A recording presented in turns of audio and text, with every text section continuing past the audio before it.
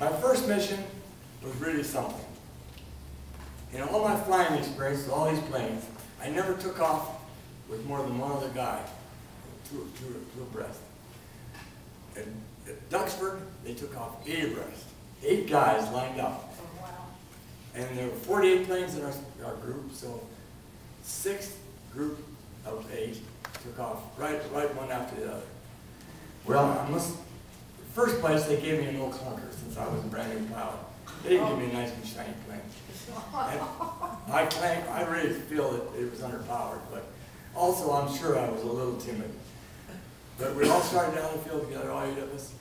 This huge noise, dust flying. It was not a runway at all, it was just a dirt field. And I got a little behind. In fact, I got a lot behind. I couldn't catch up.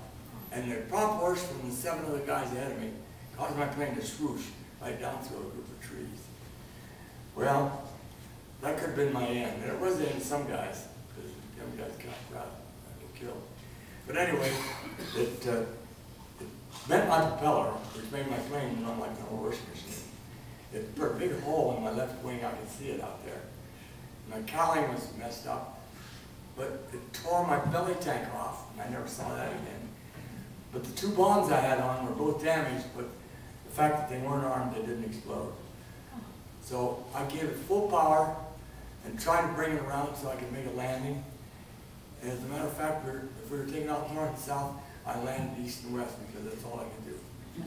And I got it down on the ground, and we all got out. My group of officers came out, looked at the plane out of it. They didn't see how it flew. Well, 4 things happened that day. The first thing was they put that old clunker in the junkie. The second thing was I got a brand new P-47 fly. The third thing was nobody ever beat me across that line the next time. And the fourth thing was I got the day off. I know that. Remember that song? Oh yeah. When I went down, the guys that they were funny guys. And we had a song that we sang when somebody aborted. You know what abort means? You don't go in the mission. And they started singing early abort, avoid the rush, early abort, avoid the rush. And I had that in my ears as I was trying to get this thing down on the ground. And I just see them up there. They were a bunch of jokers. And they didn't worry about whether I was alive or dead. They just wanted to kid me. These are stories about 20-year-old guys, and they were not unusual, not just me. Everybody had that problem. One time I was sitting on the runway with my 48 friends, ready to take off, and I accidentally bumped the toggle switch that released my gas tank. We either had 2 gas tanks or 2 bombs on our wing. And there I sat, gas tanks on the ground, and me sitting there, embarrassed to death. Another time, we had our 2 500-pound bombs on our wings, and we were flying around in a nice formation, and one of those dumb bombs fell off. And it fell right into the English Channel. But that wasn't the problem. The problem was how to keep a plane flying. 500-pound bombs on this wing and nothing on this wing. And I was trying to keep it straight. And I did manage to get it to where we were going to drop the bomb. But I'm not sure what kind of success I had. But anyway, that was another problem. You know, they talk about multitasking now. We did multitasking. A pilot was a pilot. He was a navigator. He was a gunner. He was a radio man. It was everything wrapped up into one. And so we multitask all the time. Larry. Yeah, good. You're one of the guys I used to swear at about 3 o'clock in the morning over there in England. I was trying to get some sleep, and these airplanes were taking off for Germany and making all kinds of noise. Let me tell you about that. We were just north of Southampton. If that bothered you, at about 4 o'clock in the morning, the officer of the day came around and woke us up. No, I thought it was earlier than that when you guys woke us up. Well, the bombers got up earlier yet. Oh, they got up and formed up and were on their way, and we got up a little later and came out after. But I never liked getting up at like 4 o'clock in the morning, go down to the briefing room, and hear what we're going to do, I did this 66 times, it's 66 years. So I really got used to it. I had to anyway. Each day I went across the officers' club where I slept. We had to go across the road, and there was a sentry there, a guy with a guard, and he always smartly saluted me and says, "Good morning, Shorty, sir." Always call me Shorty, sir.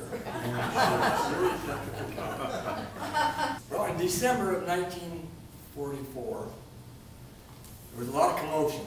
I didn't know what was happening. I noticed a whole lot of new airplanes coming in. They were brand new P-51s.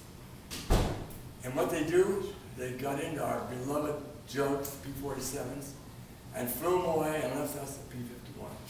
None of us had ever flown one before. Most of us, I don't think anybody had. And so they said, okay, it's up to you, go out and fly. And they gave us the pilot information file, we called it PIF. It told about the stall characteristics and all the things you need to know about flying an airplane. The truth of the matter is, I love to fly. I didn't care what I flew. And they kept giving me these airplanes, and I said, flying with me.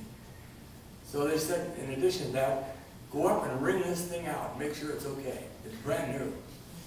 So I went up about 15,000 feet or so, started doing loops and rolls and so forth.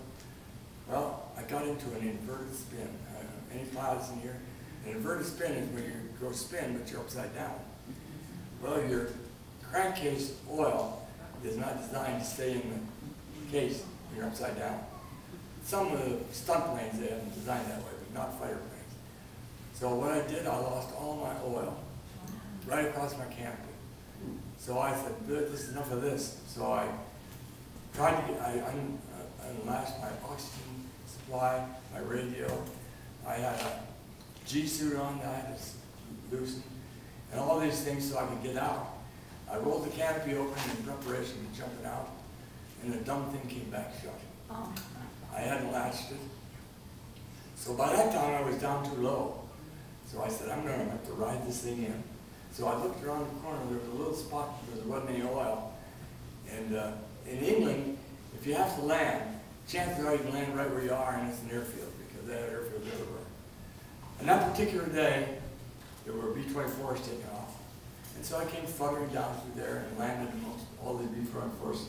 They probably wonder what that guy's doing. I made a dead stick landing there, and they towed me off the tarmac. And I called my crew and said, my ground crew that is, said, come over and do something about this. So they brought a new engine over, and you'd be surprised how fast they put a new engine in that thing. And so I went and got it, and took it up, and a few more takeoffs and landings I had it figured out. So I told my commanding officer I had my Mustang Corral.